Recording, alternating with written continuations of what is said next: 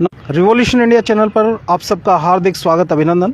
इस समय हम मौजूद हैं शहीदी स्मारक जींद में और हमारे साथ मौजूद हैं कॉमन एलिजिबिलिटी टेस्ट के क्वालिफाई अभ्यर्थी हमारे साथ मौजूद हैं। कुछ किसान नेत्री हैं, युवा नेत्री हैं। आप किस उद्देश्य के लिए आज आपने इतना बड़ा रुख, इतना बड़ा एक आपने निर्णय लिया है? अनेकों पत्रकार साथी आप लोगों के साथ चर्चा करने के लिए आए हैं। क्या विषय, किस विषय के लिए आप आज इकट्ठा हुए हैं?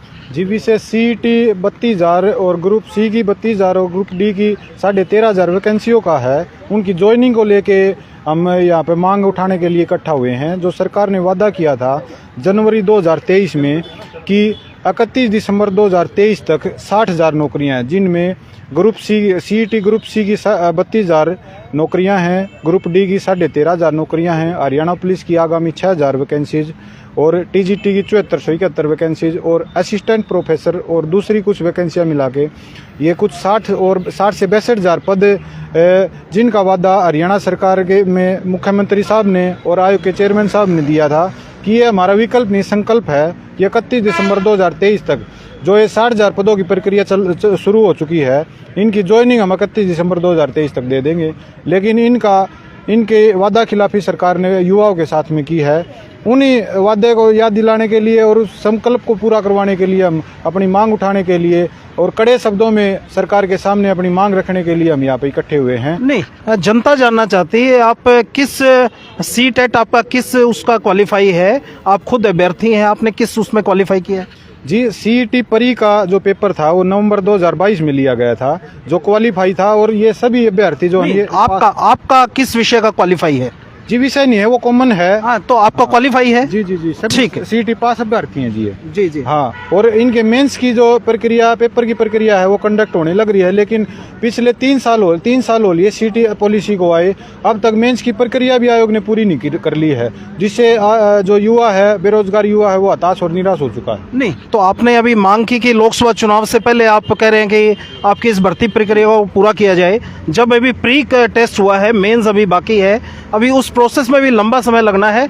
ये किस प्रकार का आपका ये एक तरीके से हठयोगी तो है? इतने कम समय में कैसे संभव है कि आपका ये मेन टेस्ट क्वालिफाई हो जाएगा, उसके बाद शॉर्ट लिस्टिंग होगा, उसके बाद आपका इंटरव्यू कंडक्ट होगा? कैसे ये संभव है इतने कम समय में? जी, आप आगे का समय देख रहे हैं और ये बिल्कुल संभव है, क्योंकि ज़्यादा प्रक्रिया बाकी नहीं है और सरकार को हम 2-2.5 महीने का टाइम पहले ही दे चुके हैं। तो ये बिल्कुल संभव है और हम ये कोई हठयोग नहीं कर रहे हैं। सरकार ने खुद वादा किया था युवाओं को जनवरी 2023 में कि ये जो 60,000 वैकेंसीज हैं, इनकी ज्वाइनिंग हम दिसंबर 2023 तक युवाओं को देंगे। और उसके बाद में 12 जनवरी को जो मुख्यमंत्री साहब हैं, उन्होंने जन संवाद रैली की थी कुरुक्षेत्र में। वहाँ भी उन्होंने वादा किया था कि हम 31 दिसंबर को नहीं दे पाए तो ये लोकसभा से पहले हम इनकी ज्वाइनिंग देने का काम करेंगे। तो हम ये मांग हमारी नहीं है, ये सरकार का वादा है जिसको पूरा करने का की जो मांग हम कर रहे हैं। आपका शुभ नाम और आपका क्वालिफाइंग CTET क्वालिफाइंग में क्या परसेंटाइल आया आपका? जी, मेरे 75% मार्क्स हैं CET में और मेरा नाम मोहित कादन है जी। कहाँ से आप? जी, मैं झज्जर जिले से हूँ जी। हमारे साथ एक और युवा साथी हैं, आइए। आपका भी CTET क्वालिफाई है? भाई साहब, पहले तो CTET नहीं है, ये CET है, कॉमन एलिजिबिलिटी टेस्ट, जो ग्रेजुएशन लेवल का और 10th लेवल का फिलहाल और +2 लेवल का सरकार ऑर्गेनाइज करवा रही है जी। और उसको लगभग 4.5 साल हो गए। 2020 में मान लो 2020 में फार्म भरवा लिए थे बेरोजगार युवा पे, तो ईब आ गया 2024 है।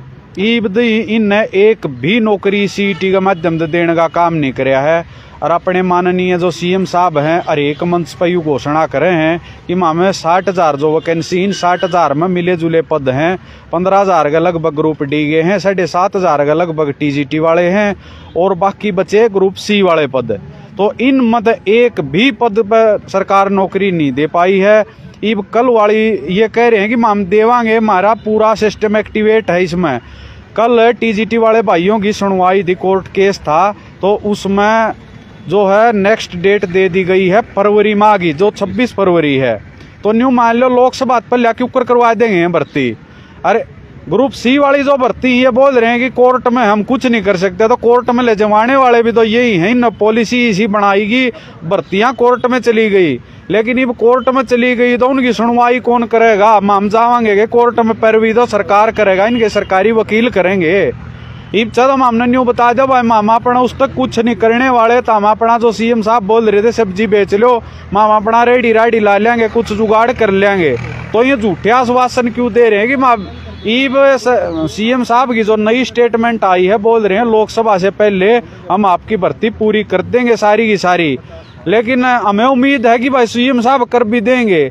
अब अर्ली हियरिंग जो है ना, मेन मकसद हमारा अर्ली हियरिंग है, जो 56 और 57 एक ऐसा ग्रुप है जो सीईटी में उलझा हुआ है कोर्ट के अंदर, और सभी ग्रुपों को हरी झंडी मिल चुकी है, लेकिन इनका साथ में अटैचमेंट हुआ है कि जब 56-57 जब तक क्लियर नहीं होंगे, कोई सही अभी रिजल्ट जारी ये नहीं कर सकते। अगर रिजल्ट जारी करने की कोशिश करेंगे तो हमारे मत कोई सा युवा जाके न सरकार का इसमें भर्ती में कोर्ट केस कर देगा, फिर अटक जाओगी। तो हमारी मांग सरकार से यह है कि अर्ली हियरिंग बजाय, या जो अप्रैल की डेट दे रखी है ना ग्रुप 56 और 57 की, या जनवरी तो चली गई लाले, फरवरी में हर हाल में होनी चाहिए। आपका नाम और आपका सीईटी में क्वालिफाई कितना परसेंटाइल है आपका? दिनेश डांडा, और सीईटी में मेरे सीईटी सी में 70 नंबर थे और ग्रुप डी में मेरे 76 नंबर हैं। जी, जैसे आप कह रहे हैं सीईटी के तहत जो भर्ती प्रक्रिया है, अब तक हरियाणा में कितनी सीईटी के तहत कोई भर्ती हुई है या अभी कोई प्रोसेस कंप्लीट नहीं हुआ? सरकार का वादा था कि हम हर 6 माह के अंदर एक सीईटी ऑर्गेनाइज करवाएंगे और इसका स्कोर 3 साल तक वैलिड रहेगा, लेकिन आपको मैं बता दूं सिर्फ एक सीईटी होया है इनका ऑर्गेनाइज, और जिस दिन होया था ना यू सीईटी ओढ़े खड़ा है, एक कदम भी नहीं आगे बढ़ लिया है। कदम आगे जब बढ़ेगा जब किसी ने रिजल्ट देंगे, रोजगार दे लेंगे, लेकिन जड़े थी सीईटी की इनकी ट्रेन वह उड़े खड़ी है, और हमने न्यू लग गए वह उड़े खड़ी रहेगी, लेकिन ईब वो बालक गए। अगर भाई जो कुछ इन्हें कह दिया वो मान लेंगे कि सरकार आप कर देगी ना, एक भी वोट युवा नहीं देगा इस सरकार को, क्योंकि मेन मुद्दा हरियाणा आपको पता होगा, आप मीडिया वाले हैं, बेरोजगारी में 1 नंबर पर है फिलहाल हरियाणा, और उसको प्लस में ले जाने का ये काम कर रहे हैं। लेकिन अब अगर नहीं सुनवाई हुई तो हम भाई कड़ा फैसला लेने के लिए तैयार हैं। जी, हमारे साथ एक और युवा साथी हैं जो सीईटी क्वालिफाई हैं। आपका नाम और आपका क्या परसेंटाइल है सीईटी में? जी, मेरा नाम अमर दांगी है, मेरा सीईटी में 78 पॉइंट समथिंग मार्क्स हैं। जी, तो हमारी सरकार से मतलब लगातार हम 2 महीने से तो पंचकुला में धरने पे बैठे हैं, सरकार ने तब भी हमारी इतनी अच्छे से सुनवाई नहीं की। इसके बावजूद हमने 11 तारीख को जींद में प्रोटेस्ट किया था और ज्ञापन सौंपा था, तो उसके बाद सीएम साहब ने 12 तारीख को बयान दिया कि भाई हम लोकसभा से पहले भर्ती पूरी कर देंगे। तो हरियाणा के युवाओं ने 1-2 दिन तो सोचा भाई 2-4 दिन भाई सरकार को टाइम दे, कुछ हलचल करेंगे, कुछ एग्जाम के शेड्यूल वगैरह आएंगे, लेकिन सरकार सुस्त पड़ी है। बयान देने का मतलब ये सिर्फ ये सोचते हैं कि युवाओं को बयान दे दें, बयान से युवा डट जाएंगे घर पे, और उसके बाद 1-2 महीने का टाइम इनको मिल जाएगा, और फिर सरकार की जो मंशा है केवल अब ग्रुप डी ज्वाइन कराना चाहती है ये, तो उसमें ये खरे साबित हो सके। इसलिए हरियाणा का युवा ग्रुप डी की भर्ती से खुश नहीं है। हरियाणा के युवाओं की मांग है कि ग्रुप डी से पहले ग्रुप सी की भर्ती हो, ताकि योग्यता के अनुसार पोस्ट मिले। और अगर सरकार 22 अप्रैल की तारीख है कोर्ट 22 अप्रैल की ग्रुप 56-57 की, अगर ग्रुप 56-57 का जब तक क्लियर नहीं होगा तो 8-10 मार्च के आसपास आचार संहिता लग जाएगी, तो क्या फायदा, सीएम साहब के बयान का क्या उचित है?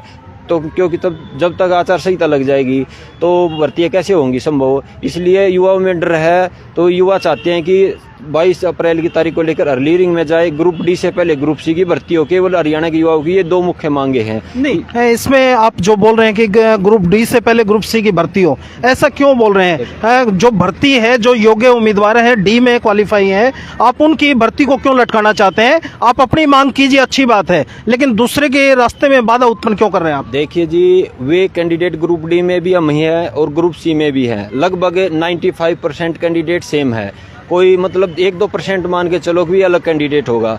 तो युवा उनसे हम उनके फ़ायदा इस चीज़ में, अगर ग्रुप सी की भर्तियां होंगी तो टॉपर्स बच्चे हैं वो ग्रुप सी में चले जाएंगे, ग्रुप डी की कट ऑफ डाउन आएगी, ताकि एक नॉर्मल बच्चे का भी सिलेक्शन हो जाएगा।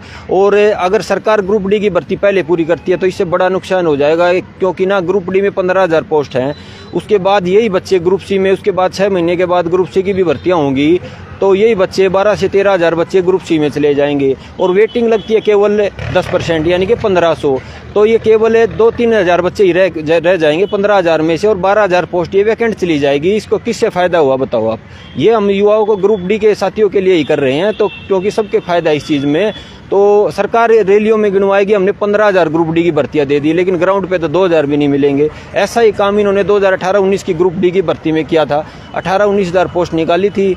उसके बाद अगर आप जाके, आप तो मीडिया वाले हो, आप जाके ग्राउंड रिपोर्ट लेना, उसमें 5 से 7 हज़ार बच्चे भी नहीं मिलेंगे आपको ग्राउंड पे, क्योंकि वही प्रक्रिया तब अपनाई गई थी। ये पहले ये सरकार को पता नहीं, हमारे समझ से बाहर है हरियाणा के युवाओं को, ये उल्टा काम करते हैं, पहले ग्रुप डी की उसके बाद सी की, ताकि इनको भाई ये पता नहीं, ये केवल गिनवाने के लिए रोजगार देना इनका मकसद लग नहीं रहा हमें, क्योंकि अभी भी क्या औचित्य है ग्रुप डी भर्ती का? पहले ग्रुप सी की होनी चाहिए, ग्रुप सी की पहले आई थी भर्ती, ग्रुप डी की तो बाद में आई है। इसलिए युवाओं की मांग है ग्रुप सी की पहले, उसके बाद ग्रुप डी की, और पूरे हरियाणा के युवा खुश है इस चीज़ से कि ग्रुप सी की भर्ती पहले हो। तो अगर सरकार ने हमारी मांगों को नहीं माना तो युवाओं ने फैसला लिया कि 24 तारीख को हिसार में एक बड़ा प्रोटेस्ट करेंगे। उसके बाद 30 तारीख को कि जो बेरोजगार छात्र हरियाणा की महापंचायत करेंगे हिसार में, और इसमें किसान संगठनों को, किसान नेताओं को, खापों के प्रधानों को और हरियाणा के जितने भी एमएलए हैं उनको न्योता भेजा जाएगा, और इससे पता ये चलेगा कि कौन हमारे साथ है बेरोजगारी के मुद्दे पर। ठीक है,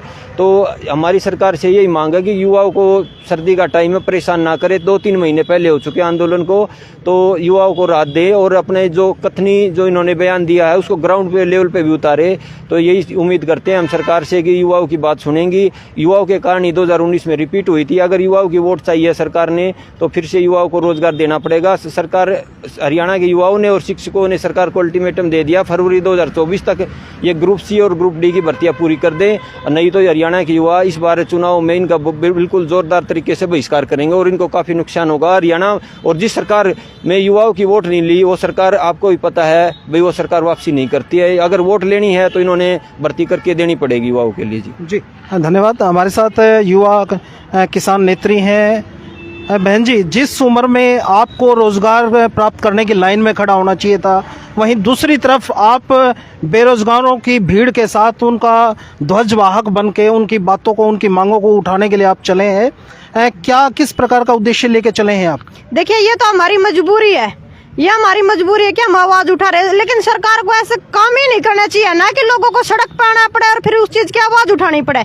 आपने अभी सीटी वाले अभ्यर्थियों से बात की है, सभी का सीटी भी क्वालिफाई है, लेकिन उसके बावजूद भी दिन रात लाइब्रेरियों में बैठ के, कोचिंग सेंटरों में बैठ के, दिन रात अपनी आंखें फड़वा कर भी किताबों में, और उसके बाद भी इन्होंने सड़क पर आकर के लड़ना पड़ रहा है। और इस बात के लिए आकर के लड़ना पड़ रहा है क्योंकि सरकार ने युवाओं को एक सपना दिखाया कि 65,000 युवाओं को 31 दिसंबर 2023 से पहले हम ज्वाइनिंग दे देंगे।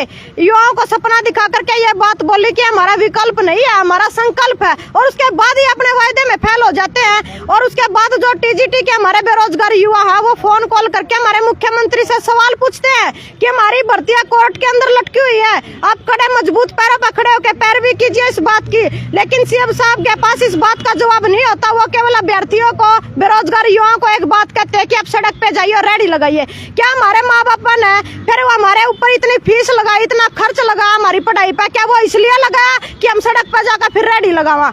बड़े शर्म की बात है। और इस बयान की हम निंदा भी करते हैं सीएम साहब के, लेकिन हमें एक अपील तो हमने बहुत कर ली हरियाणा के युवा ने। ये एक चेतावनी सरकार को हम देना चाहते हैं कि 30 जनवरी को तमाम जितने भी किसान संगठन है, जितनी भी हरियाणा की खापें हैं, सभी खापों को, किसान संगठनों को ये बोला के इनवाइट करेंगे और उनका सहयोग लेंगे। हम सरकार को एक बात कहना चाह रहे हैं कि 30 तारीख को हिसार के अंदर फिर एक बड़ा शंखनाद होगा जिसके अंदर सभी एमपी एमएलए को भी हम इनवाइट करेंगे और ये देखेंगे कि आज रोजगार के मुद्दे पर जो पौधा के ऊपर बैठे हैं, कौन रोजगार के ऊपर बात कर रहा है। हमने मंदिर है राम के ऊपर बात नहीं करनी है, हमने केवल रोजगार चाहिए। नहीं, इसमें राम मंदिर बन जाए उससे बेरोजगारों का नुकसान किस तरीके से? वो एक आस्था का एक बिंदु है, रोजगार एक अलग विषय है, रोजगार भी मिले। रोजगार से एक तरफ तो मोदी जी कहते हैं कि मोदी जी की गारंटी, उसमें रोजगार भी विषय है। देखिए, सेंटर के अंदर 9 लाख तक भी पद खाली पड़े हैं और प्रधानमंत्री जी ने भी ये वायदा किया था देश के युवाओं से कि 2 करोड़ रोजगार युवाओं को रोजगार देंगे, लेकिन 9 लाख से भी ऊपर पद खाली पड़े हैं, किसी भी युवा को रोजगार नहीं मिला है। 2 लाख तो ऊपर हरियाणा के अंदर पद खाली पड़े, लेकिन भर्ती करने की इंटेंशन नहीं है सरकार की। हमने नहीं पता इनकी क्या मंशा है। ऊपर से इलेक्शन का टाइम भी नजदीक है और कल फिर एक नोटिफिकेशन जारी कर दी जाती। जो टीजीटी के अभ्यर्थी है उनको बोला 3-4 साल से वेट कर रहे हो, 1.5 महीना और वेट कर लो, 1.5 महीना और कोर्ट के अंदर अब अगली तारीख मिल गया। मतलब जो पढ़े लिखे बालक है वो अपनी उम्र तो जान लग रहे, कहाँ जाएंगे पढ़े लिखे बच्चे। और ऊपर तक फिर +2 जो +2 10th +2 करके ना बालक आवे हैं उनको भी सीईटी के अंदर जाना, उनको भी अपना पेपर देना है। जो ये प्रक्रिया लाई गई थी, लाई तो इसलिए गई थी ताकि भर्ती प्रक्रिया का चयन आसान हो सके, लेकिन ये प्रक्रिया लाने के बाद इतनी पेचीदा हो गया कि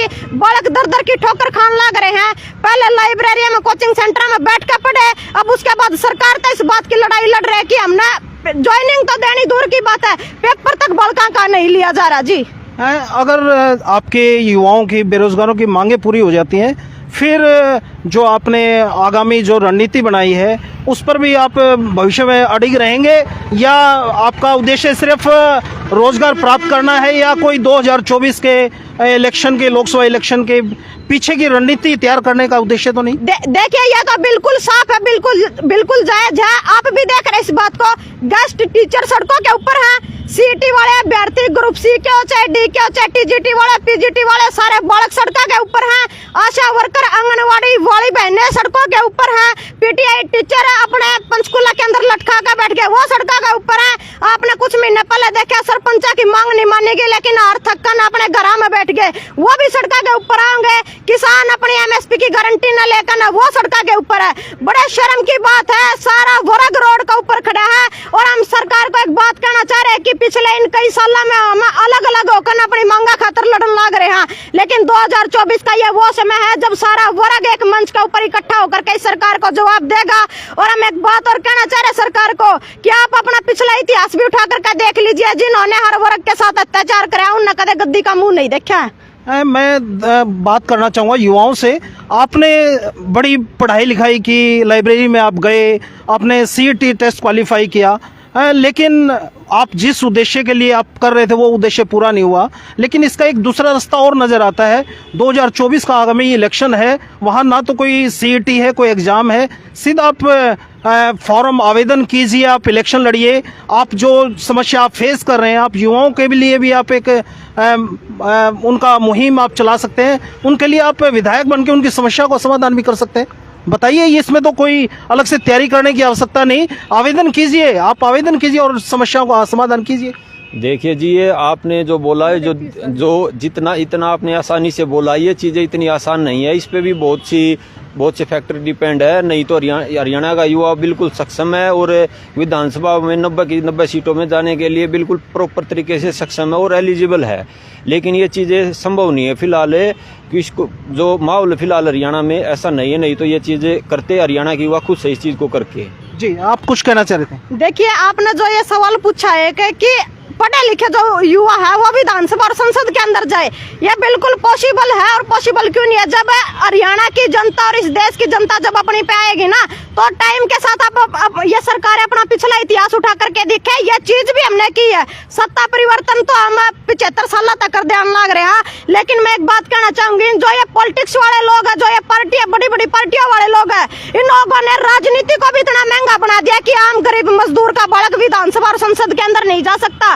लेकिन ऐसे ही अत्याचार होते रहे, ऐसे ही हर वर्ग का ये सरकार हक मारती रही, तो ये निश्चित तौर पर होगा जो विधानसभा और संसद के अंदर जो हमारे हरियाणा के पढ़े लिखे बालक है, जो पढ़े लिखे बेरोजगार युवा सड़कों के ऊपर है, वो फिर रेडी लगाने वाले अनपढ़ लोग तो सड़कों के ऊपर होंगे। और जो सड़कों के ऊपर रेडी लगाने की बात की जा रही है, वो पढ़े लिखे फिर विधानसभा और संसद के अंदर जाकर के, जब तक हम अपनी कलम नहीं पकड़ेंगे, जब तक हमारा भला नहीं हो सकता। इस बात का हमने अंदाजा लगा लिया सरकार की इंटेंशन देखकर। जी, मैं सरकार को बताना चाहता हूँ, जिस प्रकार के युवा जागरूक का जो पढ़े लिखे नौजवान हैं, जब उनको अपने अधिकारों का पता लग जाता है, पहले वो सरकार को मौका देते हैं उनकी जायज़ मांगों को पूरा करे। और सरकार यदि उनकी जायज़ मांगे नहीं पूरी करती, फिर वो आंदोलनरत होते हैं, कोर्ट का रास्ता अपनाते हैं। और जब कोर्ट का हर तरीके से जब उनको कहीं से रिलीफ नहीं मिलता, तो उनके पास निश्चित तौर पर एक नया मौका, एक नया अवसर देखने को मिल रहा है कि क्योंकि राजनीति में आने के लिए कोई आपको टेस्ट क्वालिफाई करने की जरूरत नहीं, आप सीधा रण के मैदान में, चुनावी मैदान में उतरिए, अपने हकों की लड़ाई आपको खुद लड़नी पड़ेगी। और सरकारों के लिए ये खतरे की घंटी का आगाज, ये अलार्म बज चुका है। समय रहते सरकारें युवाओं की मांगों को, जायज़ मांगों को तुरंत पूरा करें, अदरवाइज 2024 का जो चुनावी रण है उसमें आपको युवाओं के साथ दो दो हाथ करने को देखने को मिलेगा। देखते रहिए रिवॉल्यूशन इंडिया। फिर किसी अन्य दिन किसी खास शख्सियत से मुलाकात करेंगे। जय हिंद, जय भारत, वंदे मातरम।